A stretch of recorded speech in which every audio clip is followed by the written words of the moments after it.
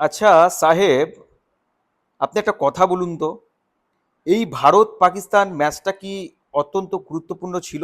কিছুদিন আগে এই পেহেলগামের উপর যে পাকিস্তানের আক্রমণ হয়েছিল, এই আক্রমণের নামে এত দেশপ্রেমী কথাবার্তা বলছিলেন, অথচ আজকে পাকিস্তানের সঙ্গে ভারতের যে ক্রিকেট ম্যাচের আয়োজন আপনি করতে যাচ্ছেন, আপনার কি লজ্জা হচ্ছে না? এই দেশের নাগরিককে যখন পাকিস্তানের জঙ্গিরা এসে শহীদ করে দিয়ে চলে গেল, তারপরে আপনি পাকিস্তানের সঙ্গে ক্রিকেট ম্যাচের আয়োজন করছেন।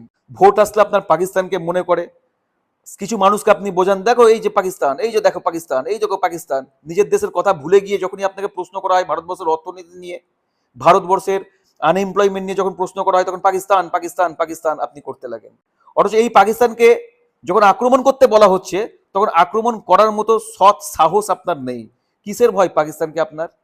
কিসের পীড়িত পাকিস্তানের সঙ্গে আপনার? এটাই আমরা জানতে চাই। এই ম্যাচ কেন আপনি আয়োজন করছেন, এটাই আমরা জানতে চাই।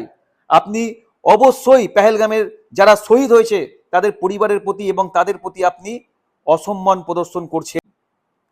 অথচ এই দেশের নাগরিককে যখন পাকিস্তানের জঙ্গিরা এসে শহীদ করে দিয়ে চলে গেল, তারপরে আপনি পাকিস্তানের সঙ্গে ক্রিকেট ম্যাচের আয়োজন করছেন।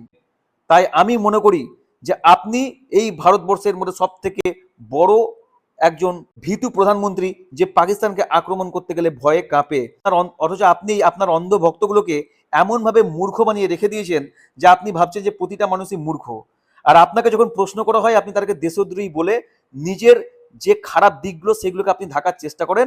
এটা বারবার প্রমাণিত হয়েছে এবং ধীরে ধীরে ভারতবর্ষের মানুষ সেটা বুঝতে পারছে, যে কারণে আপনার যে ভক্ত ছিল সেই ভক্তের সংখ্যা কিন্তু ক্রমাগত কমছে।